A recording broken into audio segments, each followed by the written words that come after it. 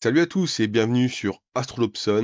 J'en ai parlé dans ma dernière vidéo. On va entamer une série sur les montures faites maison, les motorisations faites maison surtout, les différents projets parce qu'il y en a vraiment beaucoup. Mais il y en a un qui ces derniers temps me titille, on va dire ça comme ça. C'est le projet OnStep qui semble vraiment complet et qui est pas forcément des plus simples. Alors si vous suivez la chaîne, vous avez vu, on a déjà fait l'Open Astro Tracker, c'était il y a au moins 2 ans, je crois. Et puis il y a eu la mini monture. J'ai pas donné beaucoup de détails sur comment elle fonctionne. Et il va y avoir OnStep, donc ça sera notre troisième projet. Je vais faire une vidéo, ça sera certainement la prochaine, pour planter un peu le décor. Présenter les notions qu'on a besoin de posséder, tous les savoirs qu'on a besoin de comprendre au moins un minimum avant de se lancer dans ce type de projet. Et je me suis dit, on va faire une espèce de pré-introduction, je vais vous parler de comment j'ai hacké mon télescope. Le titre le plus putaclic, je pense, depuis le début de la chaîne. C'est un bien grand mot. Euh, mais déjà, pourquoi j'ai fait ça? Je l'ai pas fait juste pour le fun. Si vous suivez encore une fois la chaîne, vous savez que l'année dernière, l'idée c'était de travailler sur le guidage en Altaz. Beaucoup disent que c'est impossible.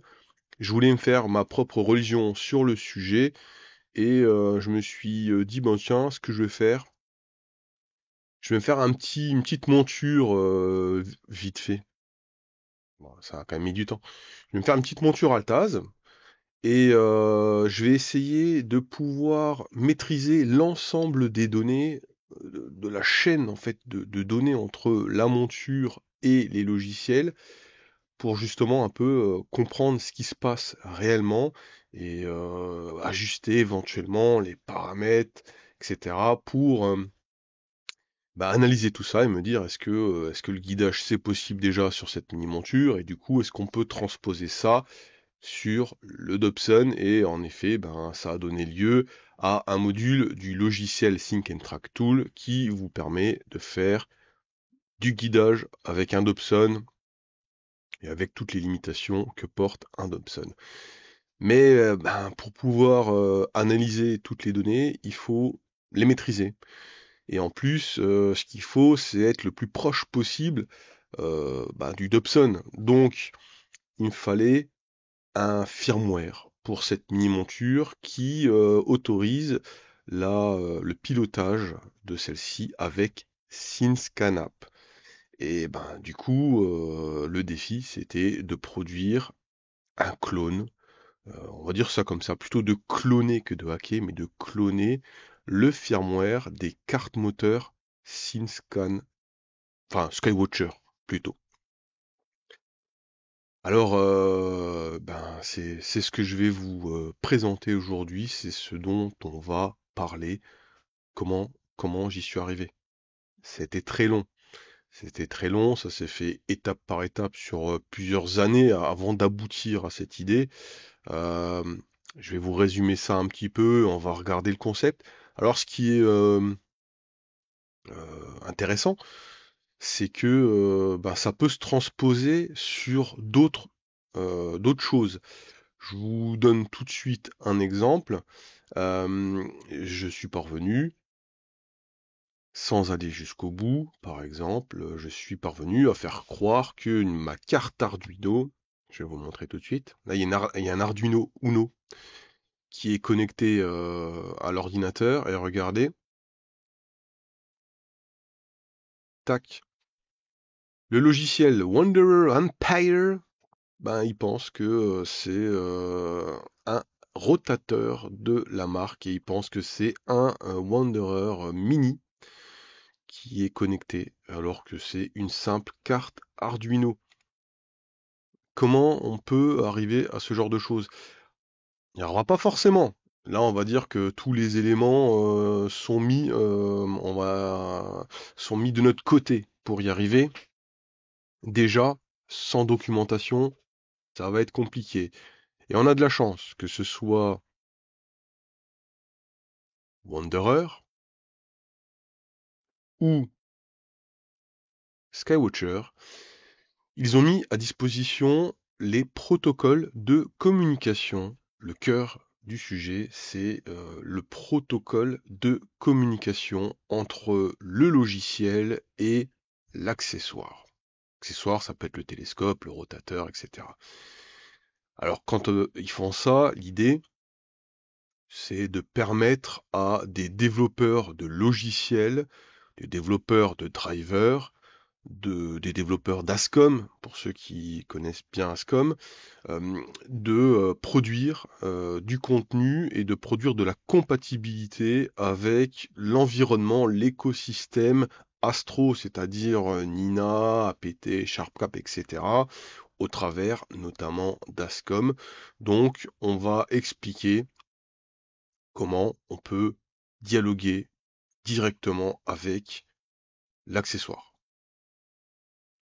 Et moi, ce que j'ai fait, c'est que j'ai pris le problème à l'envers. J'ai utilisé ce protocole pour comprendre comment je pouvais faire un accessoire qui est reconnu comme étant l'accessoire de la marque, en l'occurrence un Dobson. Donc dans ma mini-monture, dans la petite mini-monture, il y a un driver, un firmware plutôt, qui va faire penser à SyncScanApp que c'est un Dobson et du coup SyncScanApp va le piloter comme tel. Alors, ce protocole, c'est un document qui paraît complexe, qui paraît complet, mais sur cette base seule, c'est très difficile d'y arriver. En tout cas pour un amateur, parce que bon, je suis un amateur, je suis absolument pas un programmeur professionnel. C'est très compliqué d'y arriver. D'ailleurs, ça me semble un peu impossible. Alors, on y récupère des éléments assez intéressants, notamment déjà quels sont les jeux de commandes, comment on envoie une commande, plutôt comment, qu'est-ce qui va être reçu par la carte moteur, et puis comment elle va l'interpréter, et du coup réagir et répondre. La chance que l'on a, que ce soit pour le Wanderer ou que ce soit pour le télescope Skywatcher, c'est que il n'y a pas de cryptage. Il y a du codage, donc les données ne sont pas envoyées de manière je veux bouger de 2,5 degrés par seconde. Sur les télescopes, c'est pas 2,5 qui va être envoyé. C'est un codage en hexadécimal. Alors ça peut présenter, et ça m'a présenté d'ailleurs, une difficulté supplémentaire, c'est que bon, c'est passer d'hexadécimal à décimal et inversement, c'est pas simple, et en plus, pour une raison que j'ignore, les commandes sont pas envoyées dans l'ordre. Donc on nous explique bien qu'il y a ce que j'appelais des renversements. Alors, je sais pas si c'est le bon terme, mais en fait, en fin de compte, il y a des renversements.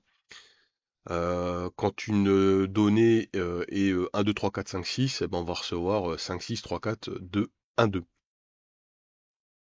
Il a fallu en plus se faire des petits jeux des petits nœuds cerveau, tout simplement. Ok, donc bon, on a le format des commandes, on nous explique comment on calcule une vitesse, on nous explique comment va être reçue une commande de position, etc. Ça c'est parfait. Et après, il y a un immense tableau qui est la synthèse de tout, toutes les commandes que le télescope va pouvoir recevoir, et puis les réponses que le logiciel, parce que n'oublions pas qu'on se place dans l'idée de donner du contenu à des développeurs de logiciels, qu'est-ce qui va être fourni en tant que réponse. Plus des petites subtilités sur des offsets, bon ça j'imagine c'est pour une cohérence de données et puis que ça se traite plus simplement, etc. Mais On apprend déjà des choses, on apprend comment déjà que l'axe AZ ou l'axe du coup RA s'appelle 1 et puis l'axe Alt ou DEC s'appelle 2. Donc on va avoir le nom de la commande, le header, et on va avoir si ça concerne les différents axes, l'axe qui est concerné. Donc là par exemple c'est dans quel sens va tourner l'axe considéré. Alors on voit des choses qui nous parlent. Start motion, stop motion. Bon on se dit voilà, bon, je lance le moteur, je coupe le moteur. Des choses comme inquire position, donc on se dit bon bah ça c'est pour demander où le télescope se situe. Ouais, ok. Mais alors c'est plus subtil que ça. On peut pas juste dire voici la vitesse et vas-y c'est parti, tu lances le télescope. Non, c'est plus compliqué que ça. Les commandes ont des enchaînements et ont des enchaînements qui sont stricts. Donc, fatalement, les premiers essais n'ont pas été concluants, ça n'a pas marché. J'ai dû essayer de trouver une solution pour, pour voir, pour essayer de d'espionner les échanges entre le télescope et SimScanUp pour essayer de voir si je comprenais des choses, si je pouvais essayer de décrypter. C'est codé, c'est pas crypté dans le sens du cryptage qu'on entend, mais c'est une sorte de cryptage pour un humain qui comprend pas grand-chose forcément à tout ça. Donc j'ai cherché une solution pendant quelques temps. Et cette solution, je l'ai trouvée, elle s'appelle Wireshark. Alors Wireshark, je vais le redémarrer, parce que là, c'est dommage, on voit pas l'écran d'accueil.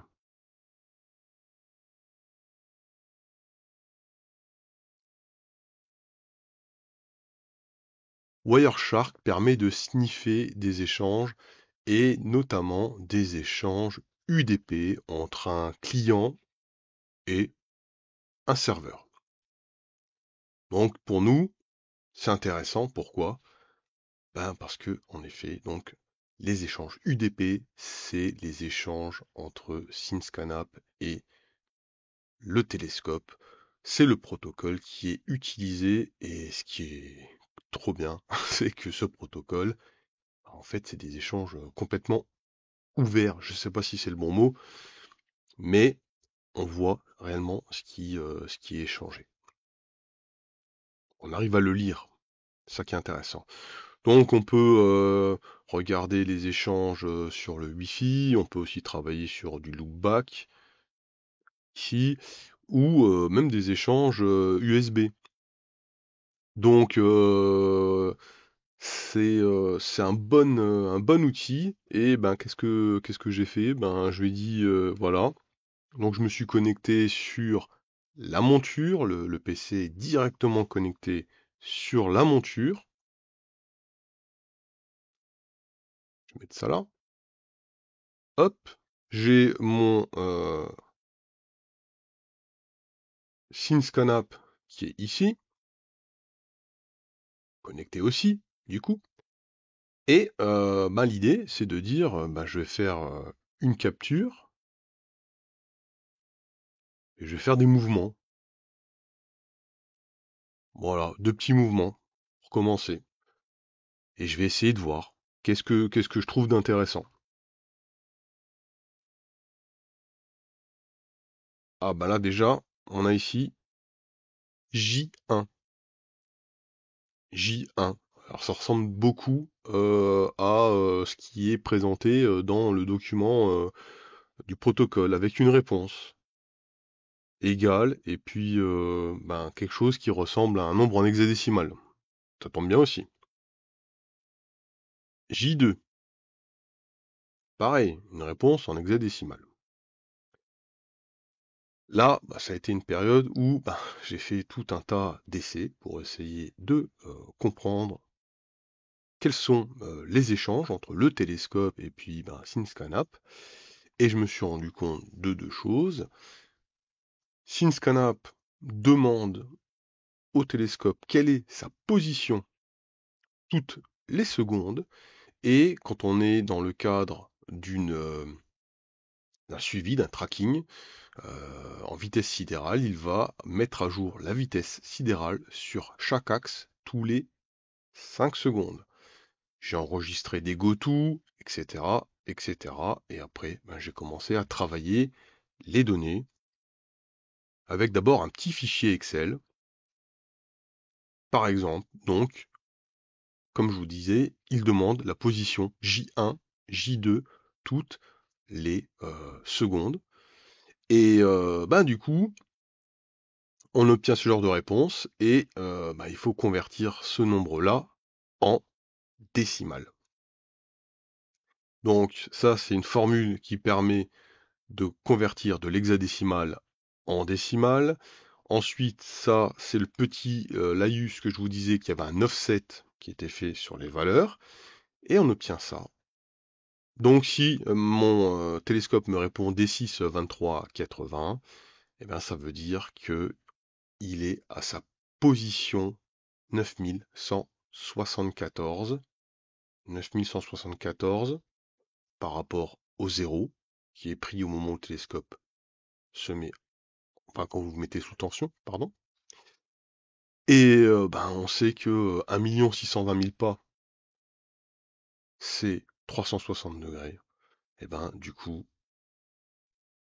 on arrive à lire 2,04 degrés. C'est déjà un premier pas. Alors, de la même manière, et même à l'envers, on peut partir d'une valeur en degrés, et puis en déduire ce que ça donne en hexadécimal. Par exemple,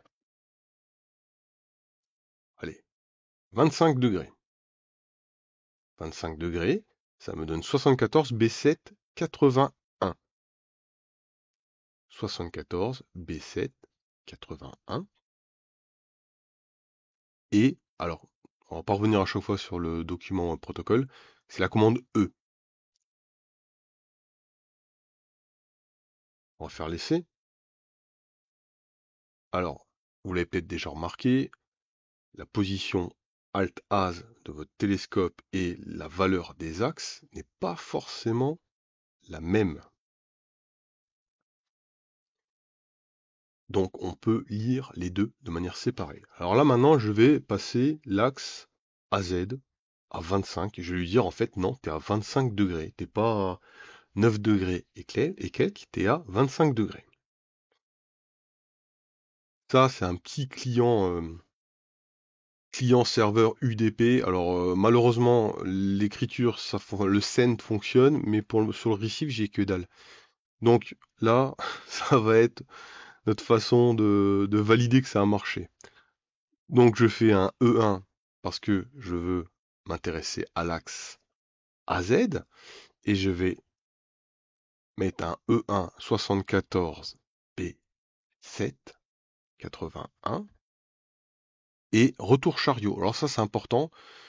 Retour chariot, c'est le caractère spécial qui est utilisé pour dire le message est fini. Et ça aura son importance après, vous allez voir. Voilà. 25 degrés, j'ai réussi, moi, comme ça, à forcer la position, doit setter, faire un set de la position, en disant au télescope, là, maintenant, ton zéro, il est plus là où tu pensais, là, t'es à 25 degrés. Oh, tout ce qui est position, ça va, c'est pas très compliqué. Après, pour les slews, donc les slews, les go-to, ils appellent ça des slew-to, mais c'est un go-to. Donc ça marche à peu près pareil. On part d'une valeur en degrés, on en détermine un nombre de pas à parcourir, et ça nous donne une valeur en hexadécimale. Là, on a un enchaînement de commandes. Donc toujours pareil, Wireshark, j'ai regardé quel était l'enchaînement des commandes. et les commandes doivent s'enchaîner de cette manière. Donc on arrête le moteur, on peut pas faire un go-to sur un moteur qui est déjà en train de tourner. On arrête le moteur, on va définir le type de mouvement, axe, mode et sens, et on va lui donner la distance à parcourir avec un breakpoint. Alors ça, j'avoue, je n'ai pas trop saisi. C'est toujours le même, donc je n'ai pas trop saisi l'intérêt de ce breakpoint. Et après J2, ben J, c'est on met le moteur en mouvement. Donc si on fait à chaque fois le raisonnement inverse, si je reçois ça de la part de SyncScanApp sur un firmware que j'ai fait, eh ben je sais que SyncScanApp me demande de faire un mouvement de 75 degrés, alors en AZ ou en Alt, en fonction de si c'est K1 ou K2. Et d'ailleurs, à chaque fois, c'est K2, G2, H2, M2, J2. Donc là, c'est du Alt. Alors après, j'ai fait le même travail sur les vitesses. Pareil, en gros, bah là, il demande est-ce que le moteur est arrêté ou en train de tourner, parce que si par exemple vous faites un slew avec une flèche directionnelle et qu'après vous faites un slew à l'envers, directement, sans attendre que naturellement le télescope poursuive sa course mais s'arrête, bah, ce qui va se passer, c'est que il va poursuivre, si vous changez la vitesse, il va poursuivre, même si vous mettez un sens différent, il va pas s'arrêter à repartir à l'envers, il va poursuivre. Donc il faut vraiment attendre que le télescope soit, ou l'axe plutôt, soit arrêté. Ça, c'est une particularité des moteurs d'un Dobson. Je vous rappelle, ou je vous l'apprends éventuellement, que les Dobson sont sur des servomoteurs, et les servomoteurs ne supportent pas un changement de sens instantané. Contrairement à un moteur pas à pas où bah, ça marche bien. On arrive comme ça à faire partir dans tous les sens. Peut-être pour ça aussi que le guidage c'est beaucoup plus réactif et beaucoup plus précis sur un télescope qui a des moteurs pas à pas des moteurs servomoteurs. Alors la vitesse, initialement j'avais fait ça, c'est mon tout premier projet. La vidéo doit au moins avoir 4 ans. C'est l'un des tout premiers trucs que j'ai fait. Bah, c'était justement d'envoyer des commandes de vitesse à mon télescope pour avoir un mouvement plus sympa, plus fluide, plus progressif qu'avec la raquette où il faut changer la vitesse avant de mettre un coup de flèche, etc. Et j'avais relevé pour l'occasion simplement les vitesses 3, 5, 7, 9. J'avais pas senti la nécessité de toutes les avoir. Donc ça m'a permis aussi de valider les histoires de calcul de vitesse. Parce que pour le coup, la formule qui est donnée dans le fichier protocole, elle est pas facile. C'est pas facile à mettre en œuvre. Si je reçois par exemple 28 04 00, ça c'est les malheureusement c'est Excel, hein, du coup ben, j'ai pas le 04, hein, il affiche que 4 et là c'est 00. Je le renverse, je le transforme en nombre décimal et après avec une petite formule qu'on détaillera pas aujourd'hui parce que là on rentre dans du très très compliqué et d'ailleurs du trop compliqué, je sais même pas pourquoi ils se sont sans aller aussi loin. Il y a certainement une raison technique, hein. Donc ça veut dire 3,34. La vitesse maximum de votre télescope, c'est 3,34 degrés par seconde. Si vous ne le saviez pas, bah maintenant vous le savez. Bah de la même manière, si moi je veux définir une vitesse, parce que là je suis développeur, on n'oublie pas hein, de logiciels tiers, bah, je fais le calcul à l'envers et si je veux mettre 2 degrés par seconde, je mets 2 degrés par seconde et j'ai la valeur en hexadécimal.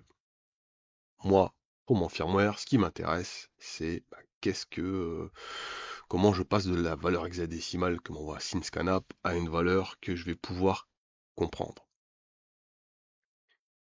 Alors, tout ça c'est bien, mais il manque un truc.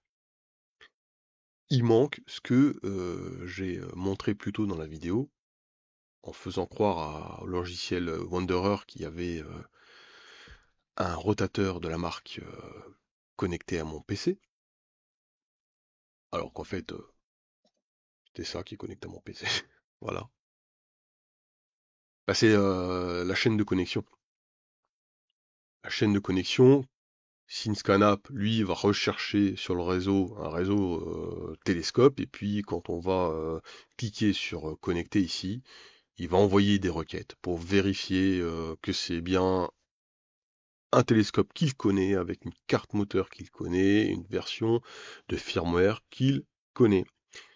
Il va aussi demander d'autres choses, comme justement le nombre de pas par révolution, la fréquence de la carte moteur, donc 16 MHz, si je dis pas de bêtises. Il va demander tout un tas de choses. Mais ça, par défaut, non pas lui, mais lui, ça on vous le dit pas. On vous dit à quoi correspondent les différentes requêtes, mais on vous donne pas les réponses. Euh, c'est normal, puisque c'est pas le but. Le but, c'est de faire en sorte que quelqu'un développe un logiciel, et pas un firmware de télescope. Et ben, on revient à notre Wireshark. Pour le coup, j'ai sniffé la chaîne de connexion. J'ai cliqué sur, j'ai lancé le Wireshark pour qu'il se mette à sniffer les échanges. Et puis j'ai cliqué sur connecter dans SyncScanApp. Et donc, même si je comprends pas tous les échanges, en fait, je suis en capacité de dire que quand E1 est demandé, la réponse qui est faite, c'est celle-là, ici, hein. Ça c'est la réponse, ça c'est la question. J'ai pris un petit papier, un petit crayon, et j'ai noté l'ensemble des échanges et l'ensemble des réponses fournies. Et après, il y a plus qu'à coder. Alors une partie du code, elle est très simple, c'est ce qui permet à ma carte Arduino Mega de contrôler des moteurs pas à pas, sachant que le moteur pas à pas, lui, est piloté au travers d'une carte moteur. Cette carte moteur, elle, il y a une bibliothèque qui permet de la gérer, et donc je peux faire plusieurs choses.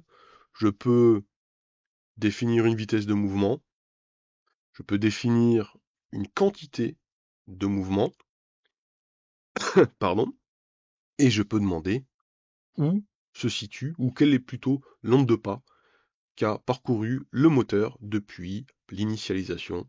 En gros, la même chose que ce que fait une carte moteur d'un télescope. Après, il me suffisait d'injecter les échanges ici. Donc on a tout un tas de choses que je ne comprends pas, hein, qui sont donc les échanges liés à la connexion. Et puis après, il y a des choses comme F1. Donc F1, il veut savoir si le moteur est à l'arrêt ou si le moteur est en train de tourner. Et du coup, moi je regarde dans mon programme si je suis en train de faire tourner le moteur ou s'il est à l'arrêt, et puis je lui renvoie la réponse qu'il attend.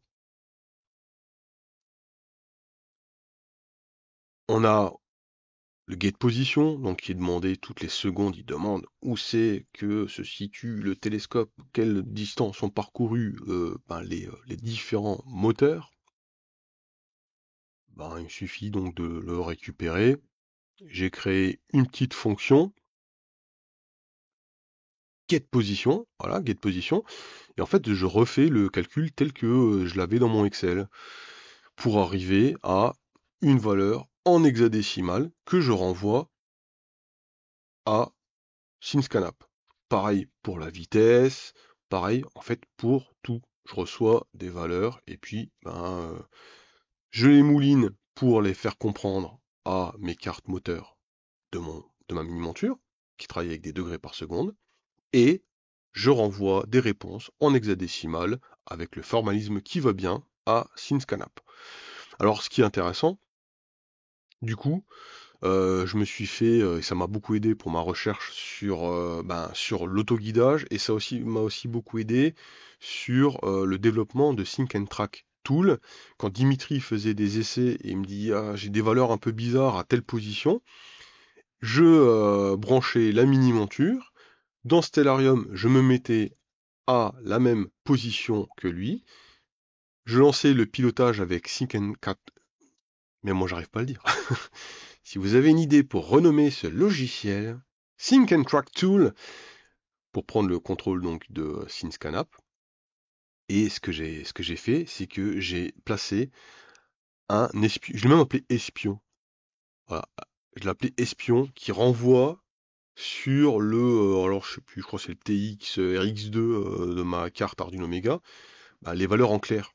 Comme ça, je les ai tout de suite ici dans Arduino.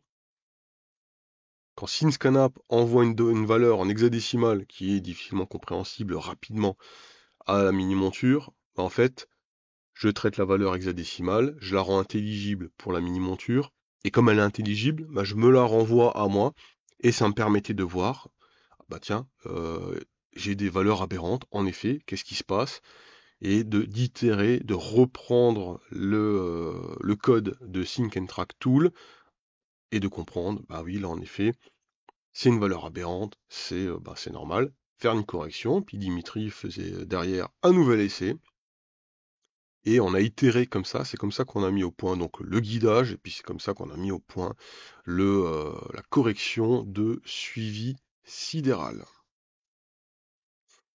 Là, je vous résume quasiment 2 ans en quelques minutes. Donc avec ce firmware, ce qui est génial, c'est que on garde SyncScanApp, on garde tout l'environnement logiciel derrière avec Nina, les drivers ASCOM, etc. Donc c'est vrai que c'est super pratique. Là, on commence doucement à s'orienter vers le on-step. Qu'est-ce que ce firmware a de plus? C'est et en fait, vous avez rien à faire. Vous avez juste à lui dire où sont branchés les moteurs, donc les moteurs de votre monture. Vous avez juste à lui renseigner le nombre de degrés par pas. Ça, c'est des calculs que vous faites quand vous dimensionnez votre monture. Et à partir de ça, il fait tout. Il n'y a rien d'autre à faire. Alors après, contrairement à un step, on peut mettre qu'un Arduino Mega. Ça ne marche qu'avec ça. C'est pas un firmware qui est multiplateforme, multi-architecture, hardware, etc. Non, c'est Arduino Mega Ramp 1.4 TMC 2209. Si vous avez ça, en 2 secondes, c'est en route. Et cela me permet donc de introduire la prochaine vidéo, puisque justement j'aimerais vous faire un tour d'horizon de toutes les notions que l'on a besoin d'avoir avant de se lancer dans un projet de motorisation de télescope. J'ai commencé à rassembler un petit peu des éléments, etc. Je prépare une petite présentation, comme ça on aura un support visuel, ce sera plus sympa. Et je vais essayer de la faire le plus exhaustif possible à mon niveau de connaissance.